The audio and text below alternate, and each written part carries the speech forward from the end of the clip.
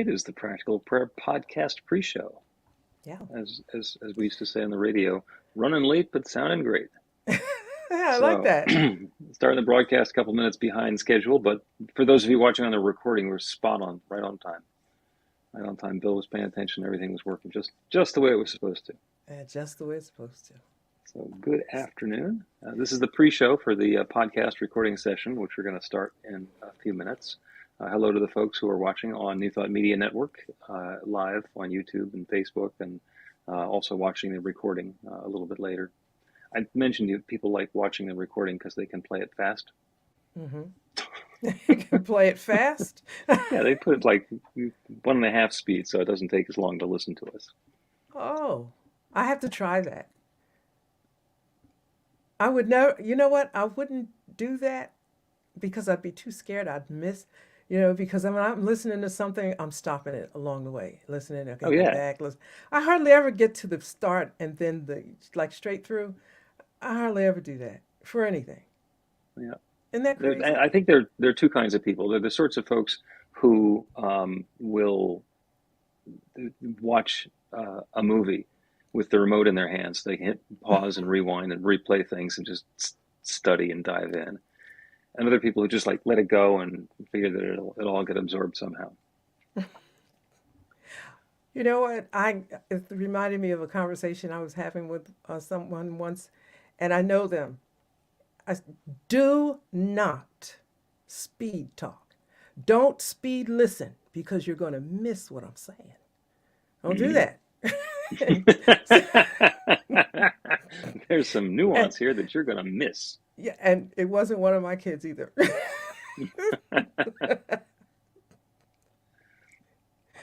So, just a little background. If anybody who is watching or listening has a question, comment, observation, suggestion, or request for a prayer, you can go ahead and put it in the comments, and it'll come through to us now. Or you can go to be-the-light.com, be-the-light.com, and a slightly revamped website for a more elegant and understandable user experience. Anyway, there's a button there on the Practical Prayer page where you can send a comment through to us from the website, and that works even if you're watching the recording. So you're welcome to go ahead and do that. And yeah, like I said, you got a question? We got questions too. We may have an answer, or we may just have something to say about the question. So you want to talk about what we're going to talk about, or should we just start the podcast and talk about it?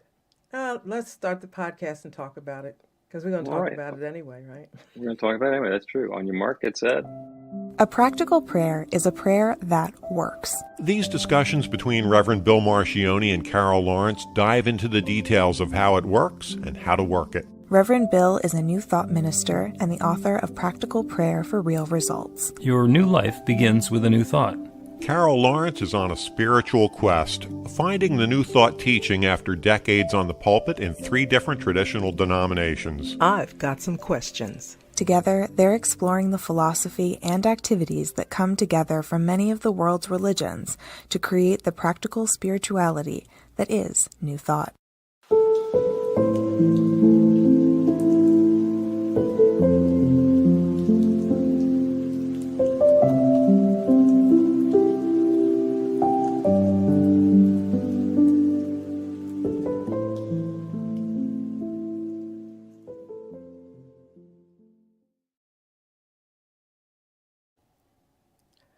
Welcome to the Practical Prayer Podcast. I'm Carol, here with Reverend Dr. Bill Marchiony.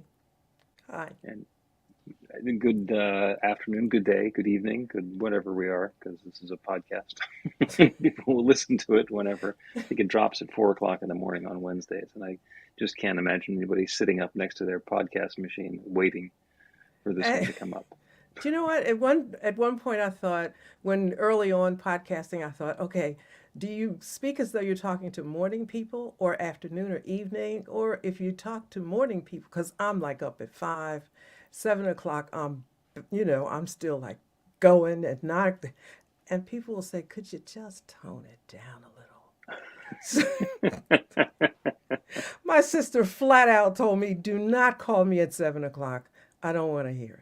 I don't care what it is. And I'm thinking, what did I do wrong? So I said that to say I don't know how I should be on the podcast because people listen at different times. So We will be gender neutral with respect to daytime. So it's just podcast time. okay, There's he and her and she and they and them and whatever. So we're just going to be generic. We're not going to specify the time of day. But I'm we will talking specify what we are going to talk about from a spiritual context. So what did you have in mind for today? uh, sort of a continuation of what we've been doing. We were talking about new Hmm. newness, and because of New Year, but that entails letting go, Yes. and that's not so easy. Because I thought about letting go in so many different scenarios, and sometimes letting go of a food that you like is tough, even if you know that it's not really good for you, Hmm. or other things like that. Letting go of certain habits, and they may not be good for you, but whether it's good for you or not doesn't make it any easier to make the transition or letting that particular thing go. Also, the idea that you don't get new unless you let the old thing go. Yeah. So that's a lot to process, with every act of letting go. Am I going to get something in return? Suppose I like it. Can I do this? So it's been a lot of that going around. Yeah. Well, and we're in New Year's resolution season. Yeah. That 6 weeks when it's crowded at the gym between resolutions and giving up. And in order to have the new experience, we do need to let go of what used to be. If I Hmm. like couch potatoing and I want to be in shape, it's like, all right, if you really want to be in shape, then you're going to have to let go of the couch potatoing at least to an extent. So you really had to And say that. You had to go there, right? Go ahead. I'm sorry. I just thought all right, about we that. make it, yeah, No, whatever. Make it go about ahead. potato chips instead of the working out at the gym. And that's just one of those beginning of the year sorts of things. Uh, there's also dry January, where people Hmm. get themselves so intoxicated towards the end of the year that they don't drink anything in January. And I had a friend years and years ago who used to do that just to prove to himself that he could stop drinking for a month. Mm. I never He heard of quickly, that. I've never heard uh, of that. Yeah. I heard of it in several different directions this year, and I knew of the concept, but I didn't know that it had a name. Dryuary, I think, is how they've abbreviated it. Hmm. Okay. I got to I ask mean, some friends if they've heard of that. and it, the whole thing, what you're talking about, and dry January, and all the rest of it, reminds me in a lot of ways of some stuff that I learned when I was getting involved in Ayurveda, which is the ancient Indian Hmm. or the healthcare or modality from India. And one of my teachers said, one of the concepts is all things in moderation, including moderation.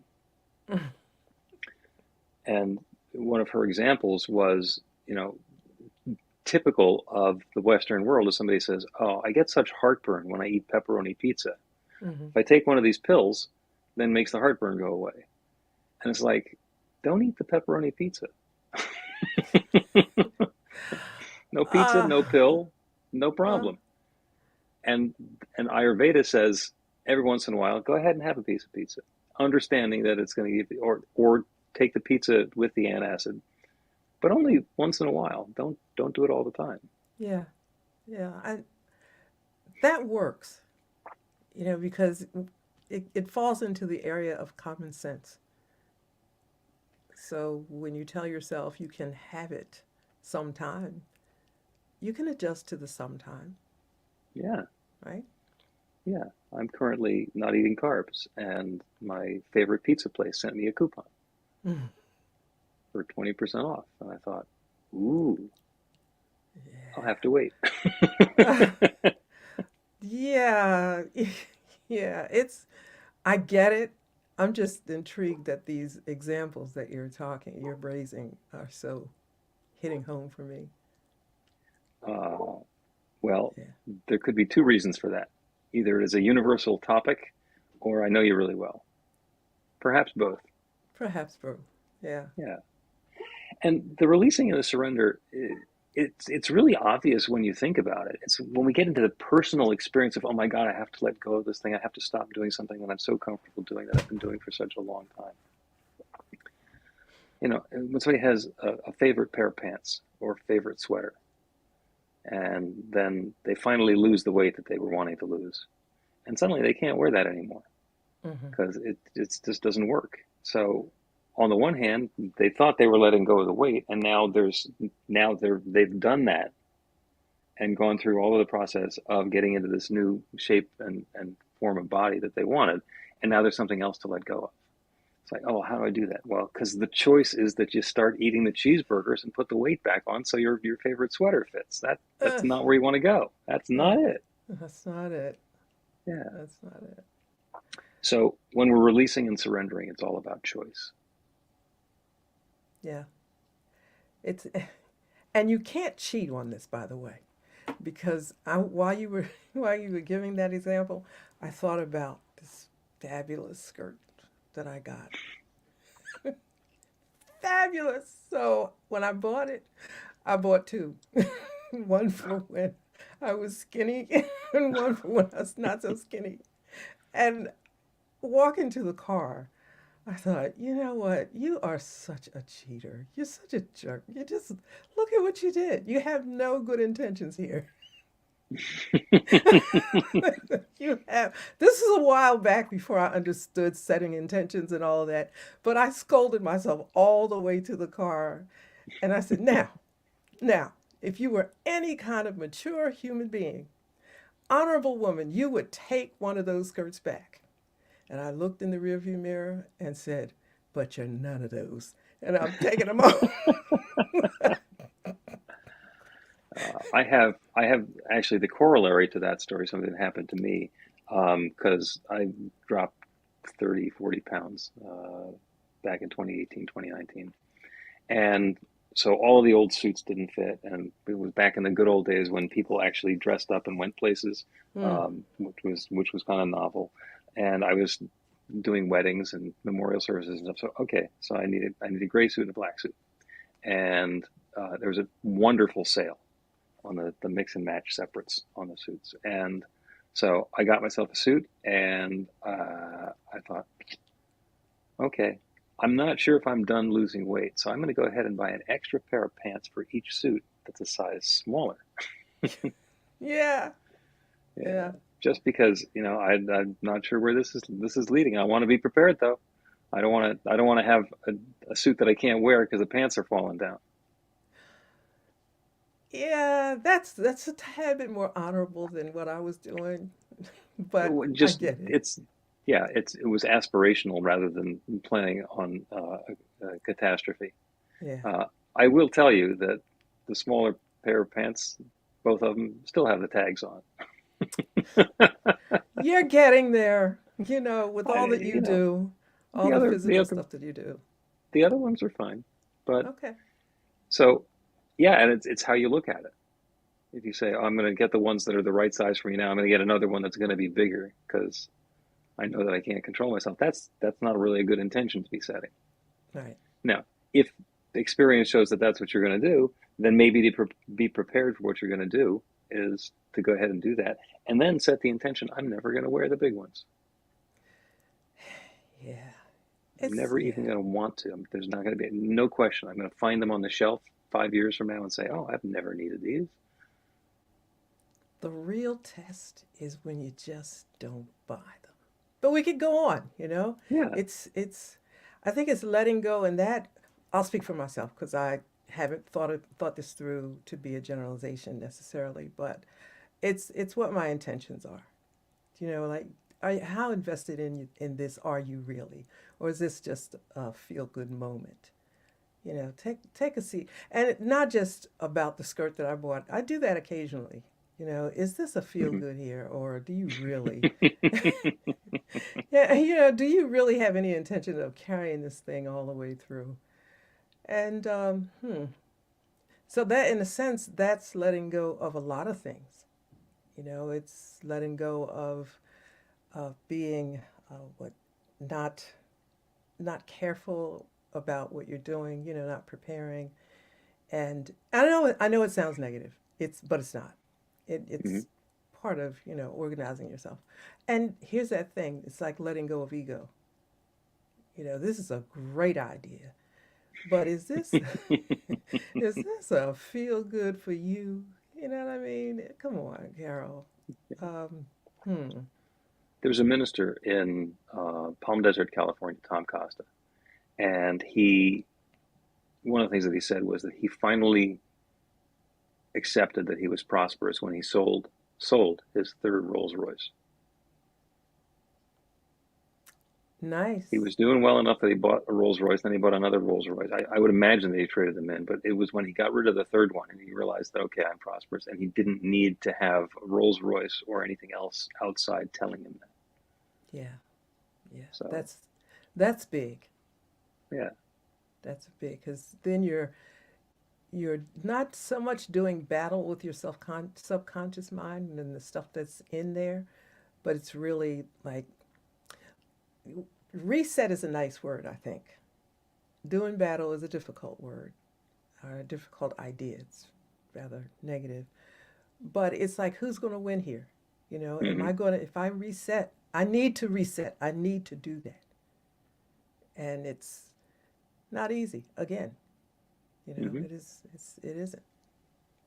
We But can yeah. come up with metaphors about, the importance of release and surrender and how it allows us to open to something different.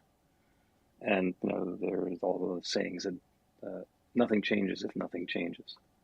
But my favorite example is our breathing.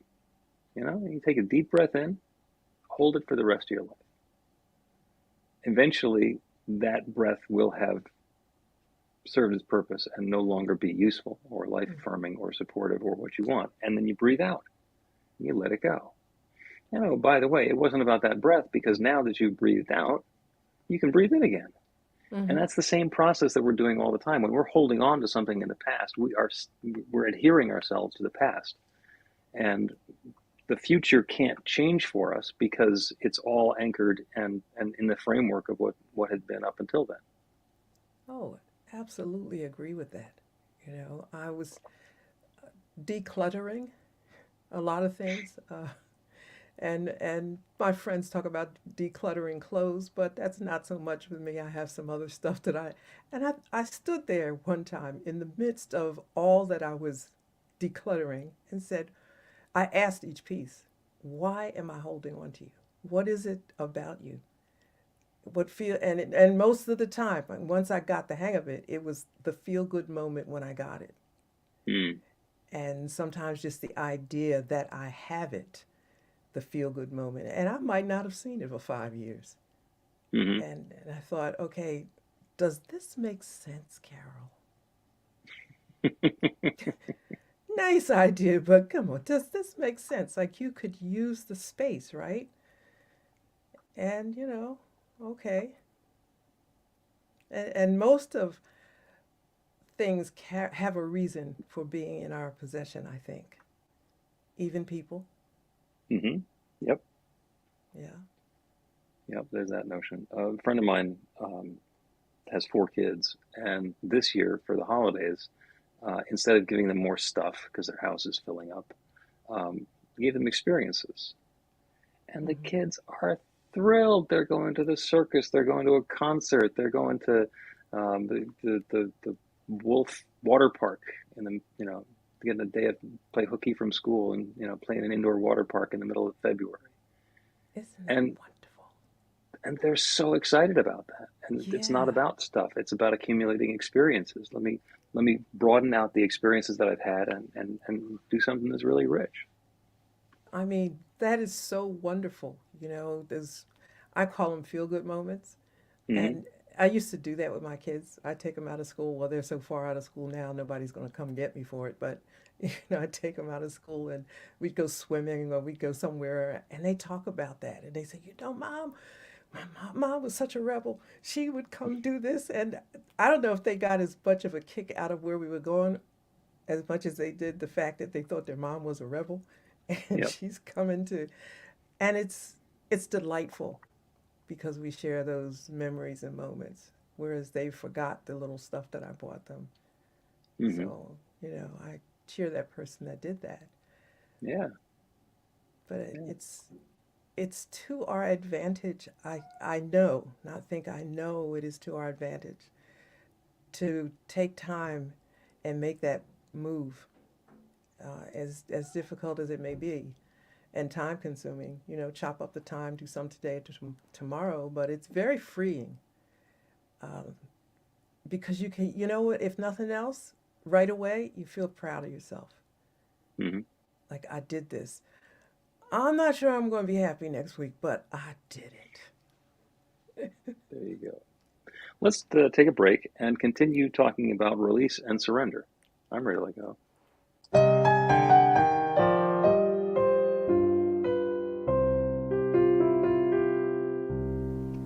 Are you ready to get results? Now, that's not a rhetorical question. Are you ready to get results? RUR2GR.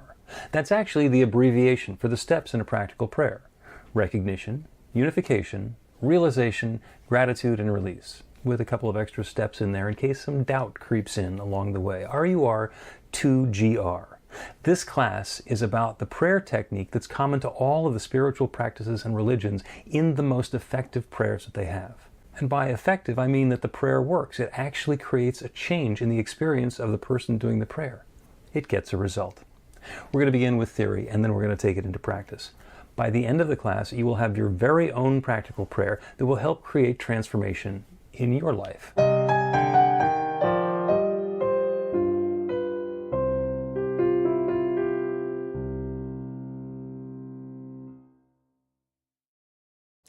Welcome back to the Practical Prayer Podcast. I'm Carol, here with Reverend Dr. Bill Marchiony.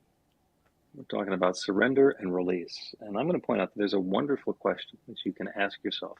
And it's best to ask it to yourself in meditation or in quiet contemplation so that your ego will be less likely to give you all the answers. And the question is, how does this serve me? How does this serve me? And if we're having a great time partying and drinking too much during the holidays, and we get towards the beginning of January, and we're thinking about doing something different, instead of saying, "Oh, I don't want to continue that behavior. That's really bad for me. I don't like it, et cetera," how does this serve me? And maybe it was to let you go comfortably through the holiday season. And maybe it was something else. So how did this serve me? Maybe we discovered that, well, it kept me kind of numb when I was hanging around with the family as much as I was. And if that's what was important, then that was important, then go for it. But to acknowledge, how does this serve me? And then be able to make either the same choice. Okay, that's how that serves me. I'm going to continue doing that. Or it served me this way, and now I'm ready to let it go. Because nobody says, let me do something that's bad for me. Well, most of the time. Okay, that's big though, to say, how does this serve me? It assumes that you have your eye on your better, whatever that is, and then you kind of know the things that are keeping you from your better. That's a poor choice of words, but it makes the point. So you're saying, how does this serve me? Let's say, for instance, it doesn't. Mm-hmm. And you're thinking, okay, so what if I don't, what is life going to be like without this? If I don't Right. have these moments, or I don't have this, whatever it is, the security blanket that whatever it might be. I think it's brave. To me, you have to be a bit brave to go for your higher and best self. But it's good.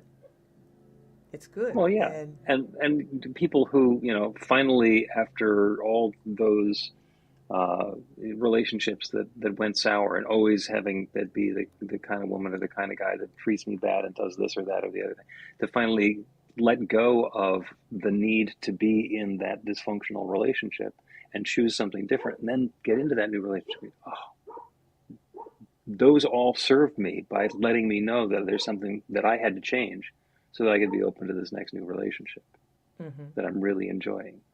So there's always something. How does this serve me? Well, it's teaching me a lesson. It's giving me enough evidence that it's worth changing something.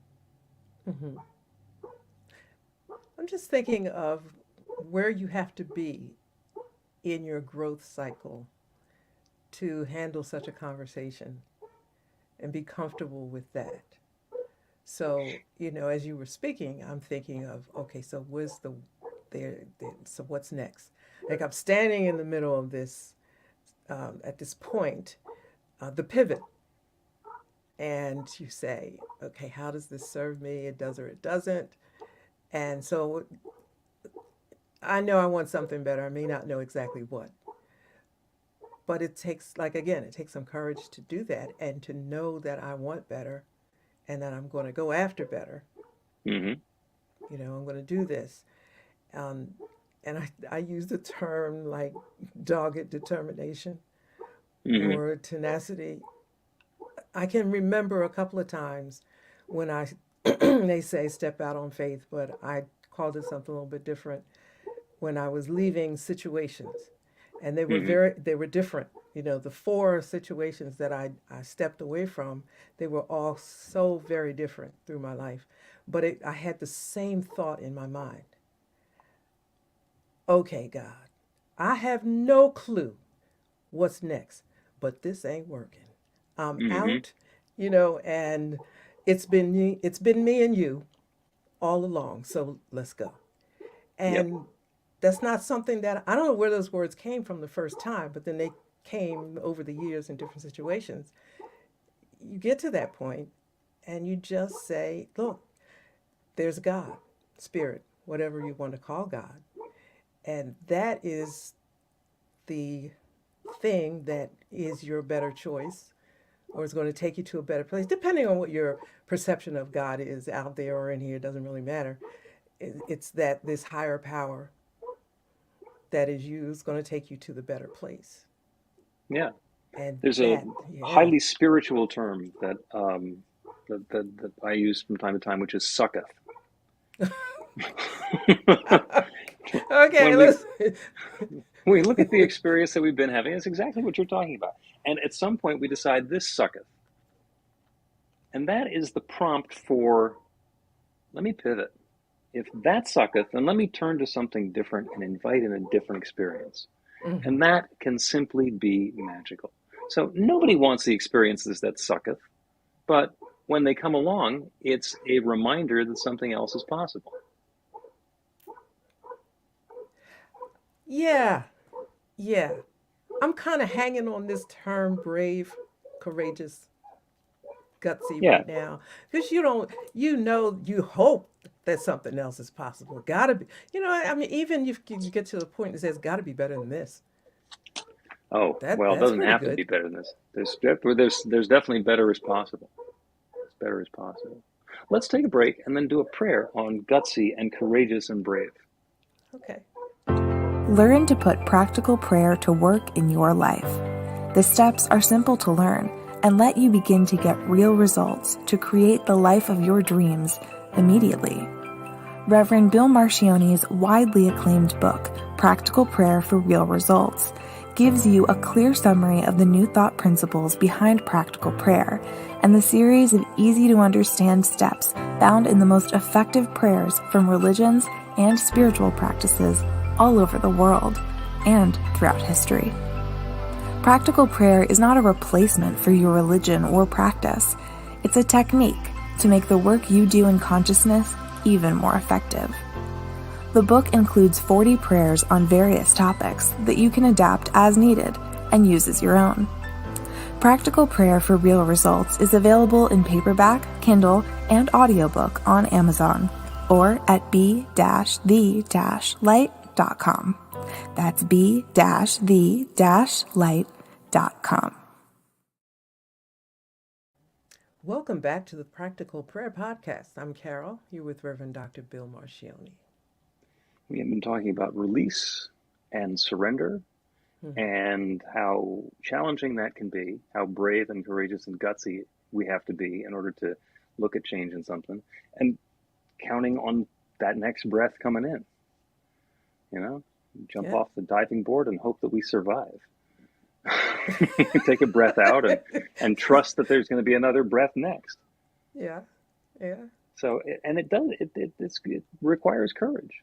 It requires courage. And there's the notion that we are either pushed by passion or pulled by passion or pushed by pain, I think is the phrase. Mm-hmm. So there's a lot of different reasons that we're going to invite change in our lives and let go of something. Sometimes we just say, this is not working, I'm out of here. Yeah. And it is the fact that it has gotten as challenging, as difficult, as unpleasant as it has, pushes us into something new. Yeah. And other times we just get a great idea and the same thing happens. Oh, I am ready to blossom into something different, and it's all about looking into the future. We step away from whatever had brought us to that point, and there's something new. Mm-hmm. There's something new.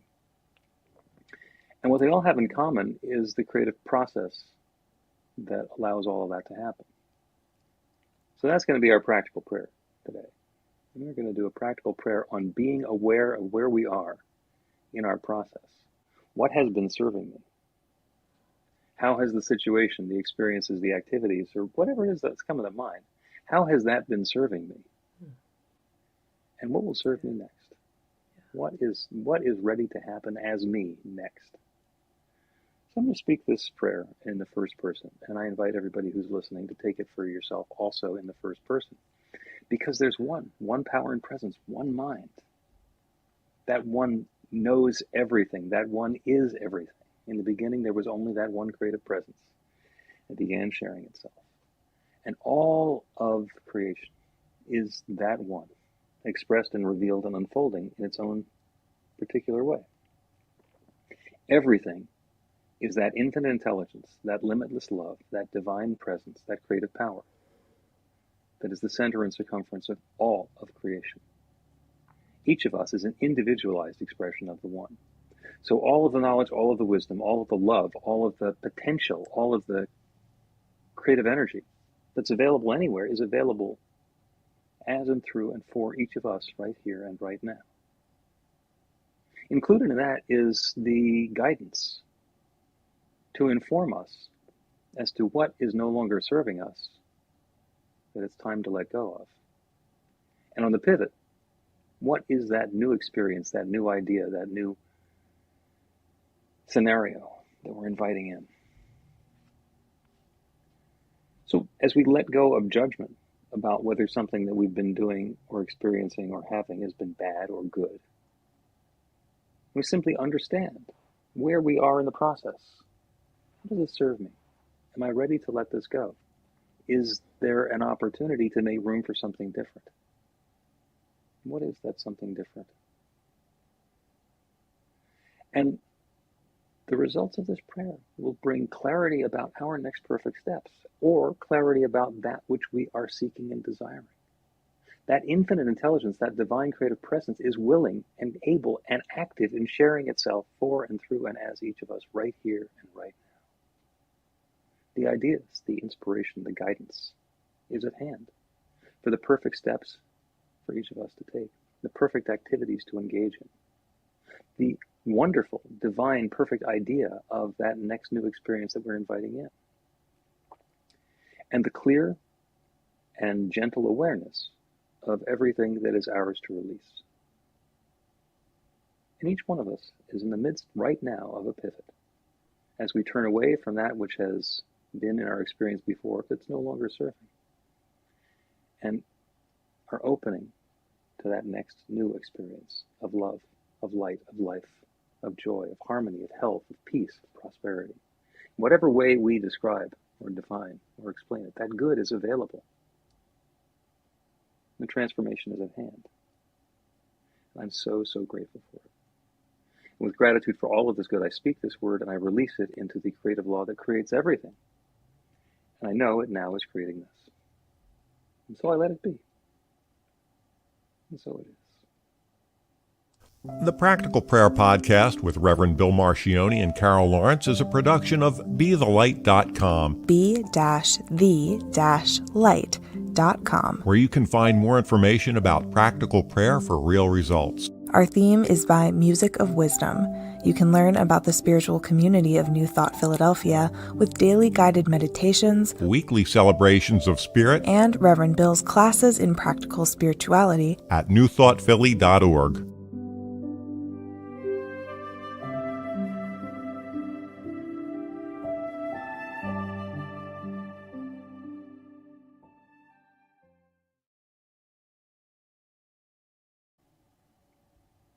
That is the Practical Prayer Podcast for the 15th of January. Did you hear the whole cacophony of dogs through there?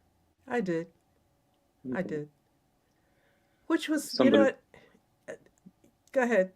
well, we have this honey locust tree in our yard that has these huge, gnarly seed pods. And during the windy weather, we had the kids who live up the street clean up the yard on Friday. And Mhm. they came back again to do it again today because there were that many seed pods. And of course, the time to do that and have everybody gathering right out in front of my window and have the two dogs across the street Dogs. stand there chatting with each other was in the middle of the podcast.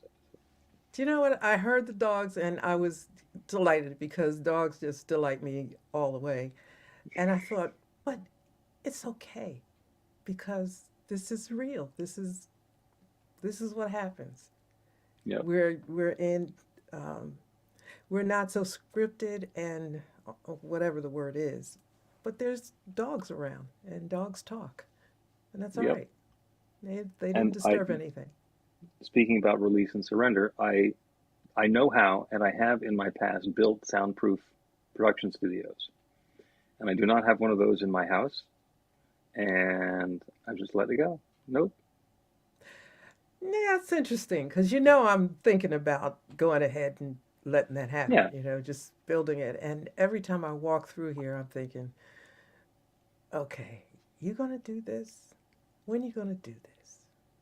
So whatever, but that's it. That's it. Yep. I'm thinking about that. Ventilation. Eh, It turns out after you built it, ventilation is the most important thing because it gets really stuffy in a soundproof room because there's no air going in and out unless you plan for it. eh. So See, I just, there's my old knowledge coming up again.